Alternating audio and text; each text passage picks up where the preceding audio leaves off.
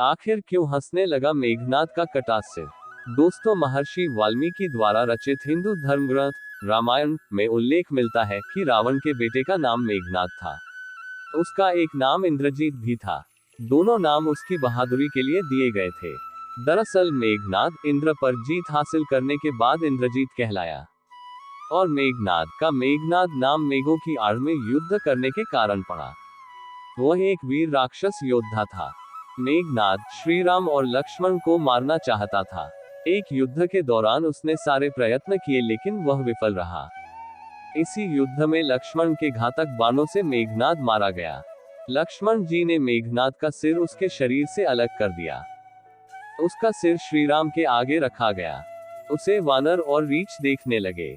तब श्रीराम ने कहा, इसके सिर को संभाल कर रखो।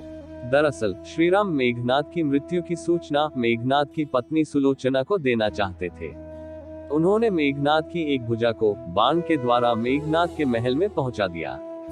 वह भुजा जब मेघनाद की पत्नी सुलोचना ने देखी तो उसे विश्वास नहीं हुआ कि उसके पति की मृत्यु हो चुकी है।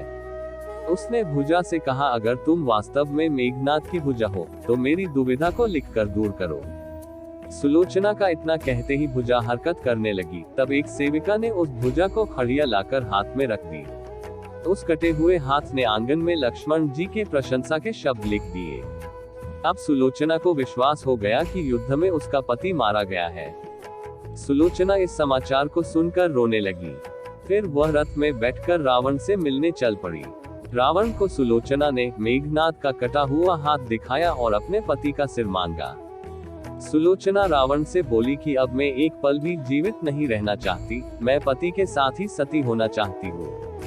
तब रावण ने कहा, पुत्री 4 घड़ी प्रतीक्षा करो, मैं मेघनाद का सिर शत्रु के सिर के साथ लेकर आता हूँ। लेकिन सुलोचना को रावण की बात पर विश्वास नहीं हुआ। तब सुलोचना मंदोदरी के पास गई। तब मंदोदरी ने कहा, तुम राम के पास जाओ, वो बहुत दयालु है।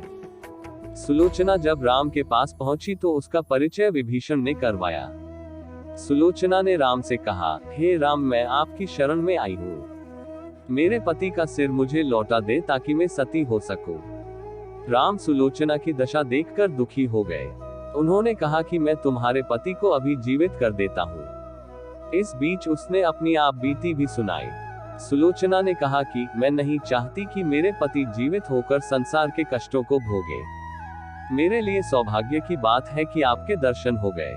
मेरा जन्म सार्थक हो गया। अब जीवित रहने की कोई इच्छा नहीं। राम के कहने पर सुग्रीव मेघनाद का सिर ले आए, लेकिन उनके मन में यह आशंका थी कि मेघनाद के कटे हाथ ने लक्ष्मण का गुणगान कैसे किया। सुग्रीव से रहा नहीं गया और उन्होंने कहा, मैं सुलोचना की बात को तभी सच मानूंगा जब यह नरमुंड हंसेगा। सुलोचना के सतीत्व की यह बहुत बड़ी परीक्षा थी। उसने कटे हुए सिर से कहा, हे स्वामी, जल्दी हंसिए, वरना आपके हाथ ने जो लिखा है उसे ये सब सत्य नहीं मानेंगे। इतना सुनते ही मेघनाद का कटा सिर जोर जोर से हंसने लगा। इस तरह सुलोचना अपने पति की कटा हुआ सिर लेकर चली गई। दोस्तों, अगर ये वीडियो पसंद आई हो तो इसे लाइक और शेयर जरूर कीजिएगा। अगर आपने हमारे चैनल मोटिवेशन वेदिया को सब्सक्राइब नहीं किया तो जरूर करिए और इस वीडियो को अंत तक देखने के लिए आपका बहुत बहुत शुक्रिया। धन्यवाद।